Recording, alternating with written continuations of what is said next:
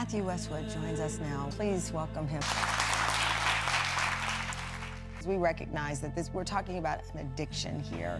You are chronicling it and then feeling guilt after. Yes, I feel that guilt after. Like, I know what I'm doing subconsciously in a way. It just consumes me, and it's just this feeling of, like, why am I doing this, knowing what happened to my parents. What's going on, guys? Take That Fat Man here, Matthew Westwood. If you guys are new here, I am a guy that's on a weight loss journey. I was 577 pounds at my heaviest, and my goal weight is to get to 299. That's why I call myself Mr. 299 now. Yes, that's the goal. This video is going to be a little bit different than my other ones. This is just going to talk about a little bit of my backstory as far as what led me to get to almost 600 pounds. What happened, you know?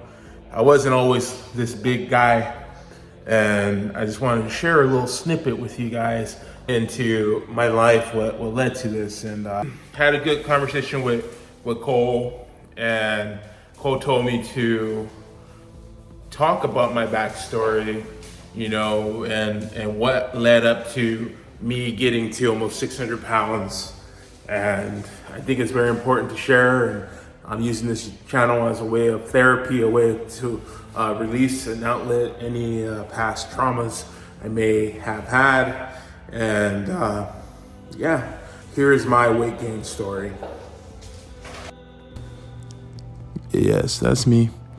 That's me 1 week before the passing of my mother. I used to think I was so huge back then, but this was less than 10 years ago. Less than 10 years ago. What happened? Well, a lot of things happened. Born to my beautiful parents, my father, Anthony, and my mother, Patricia. I had a great upbringing, a nice, beautiful, modest life, growing up in the inner city of Los Angeles, known as South Central LA. Then everything changed. I was 9 when my father passed. Yes, this man that I thought was indestructible, I thought he was Superman himself, no longer existed anymore. I didn't know how to process that. Seeing his lifeless body in his casket really messed me up and turned my life upside down. But life continued on, and I had a good life growing up. My mother and my sister took very good care of me. How old would you say I am here? Would you believe me if I told you I was 13 years old 2 months before I took this picture? Yes, I'm 14. This is my middle school graduation picture. I had to walk to that graduation. We didn't have a car at the time. But yet, I made it there, and my mother made sure I looked nice. She's the one who taught me how to tie a tie. She's the one who taught me everything I need to know on what it meant to be a man.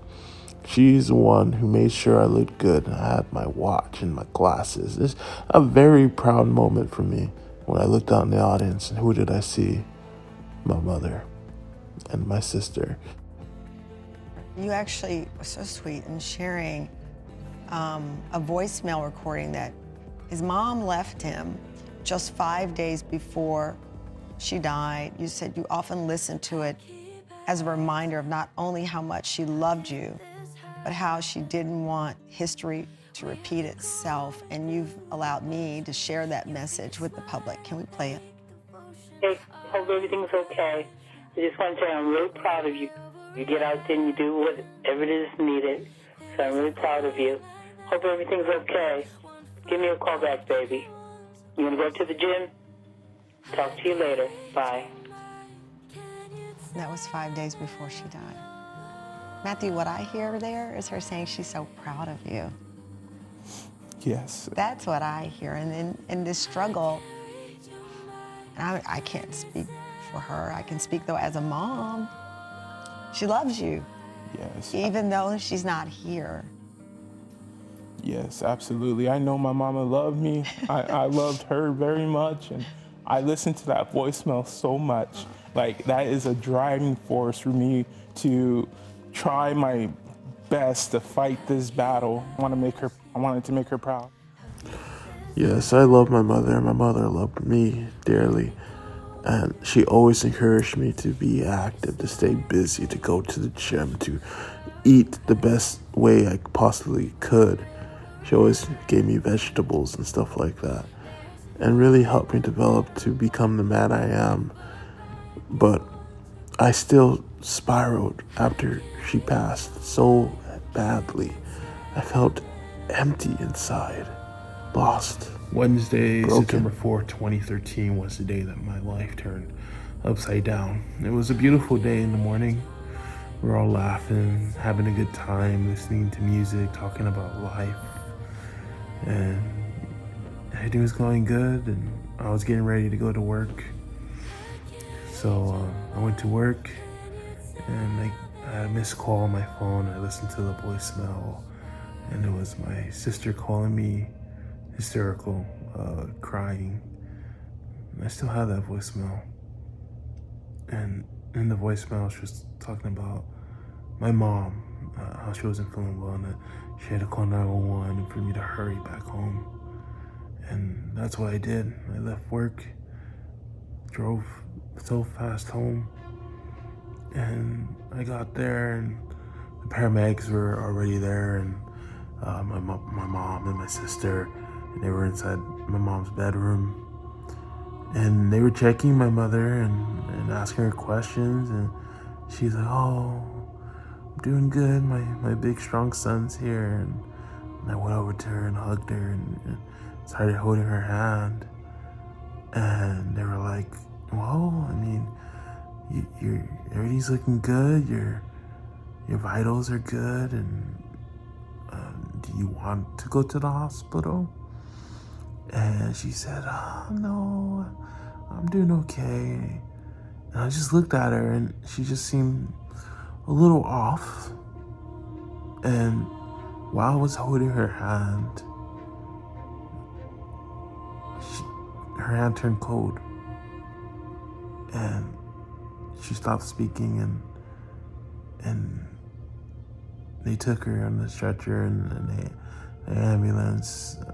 I had no idea what was happening, and my sister went with her in the back of the ambulance, and they were going, and I got in the car and followed behind them. And as we were headed to the hospital, I get a call from my sister saying that the paramedics left their computer and their backpack at our place, and if I can go back and get it. So I went back and got their equipment and sped all the way to the hospital. And as I was speeding towards the hospital, I was going possibly felony speeds, and that was super bad on my part, to the point where I got pulled over, and the officer was going to arrest me that day and impound my car. But thankfully I was able to plead and show them what I had in the back seat of my car was a paramedic's computer, and that my mother was in a crisis and I needed to be there.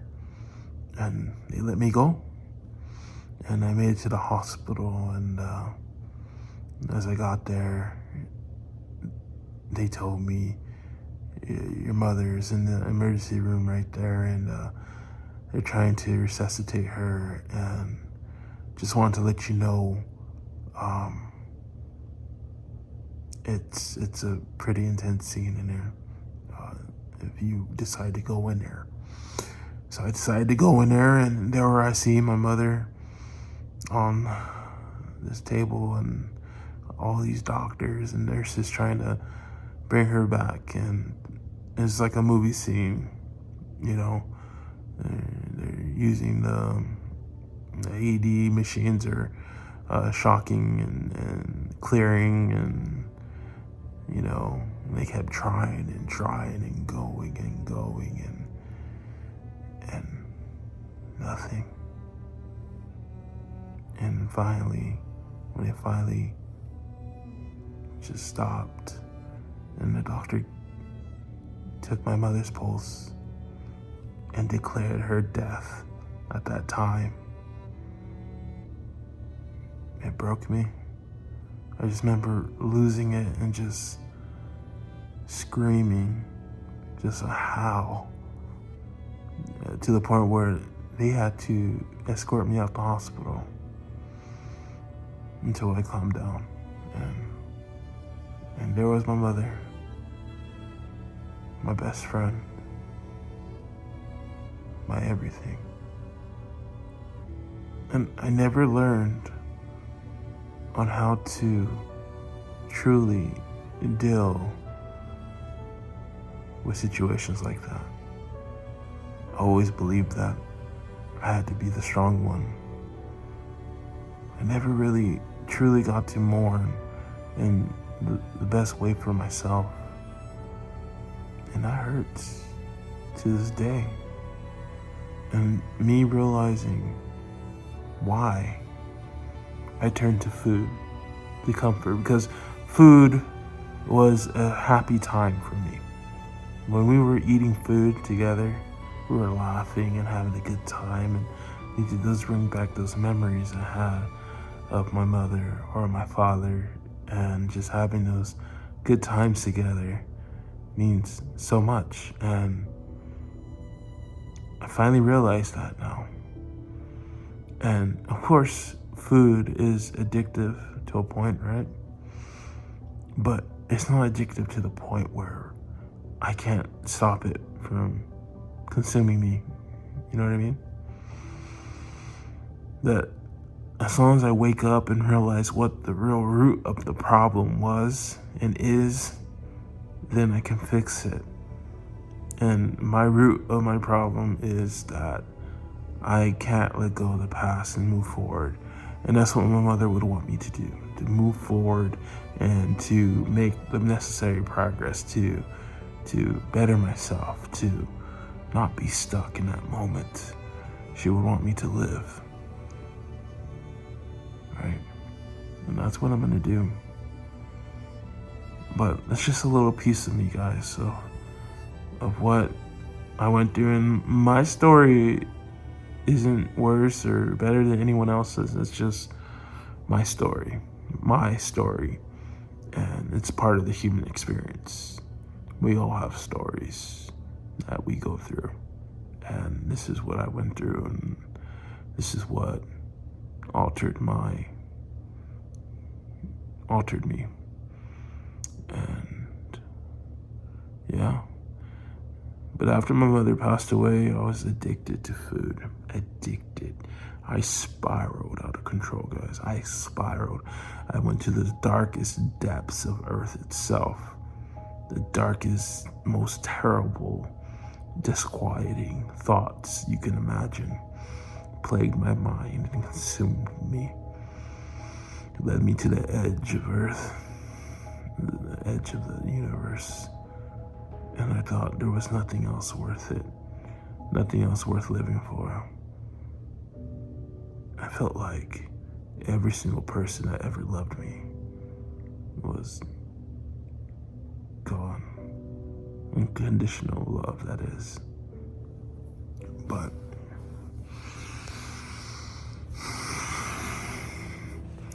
pushed me to my limits, and I spiraled, like I said. And I ate and ate, force-fed myself almost every single day. Just eating. And I found comfort in that. For instance, I went to this one spot, it's a pizza place, and I would eat there at least 4 or 5 times a day. This pizza place, I would go eat there at least 4 or 5 times a week. And they knew my name, and I would add extra butter and cheese to the pizza and just swallow the whole thing and then eat all day long and then go and eat that. And unlimited ices. They had these slushies and unlimited, and I would drink like 6 of those, just chugging ices back. And I just felt my weight getting more and more. It just felt so much more heavier, but I couldn't stop and didn't want to stop. This was life. This is what it was, and this is what it is. And I just felt empty. I still feel empty. I felt lost.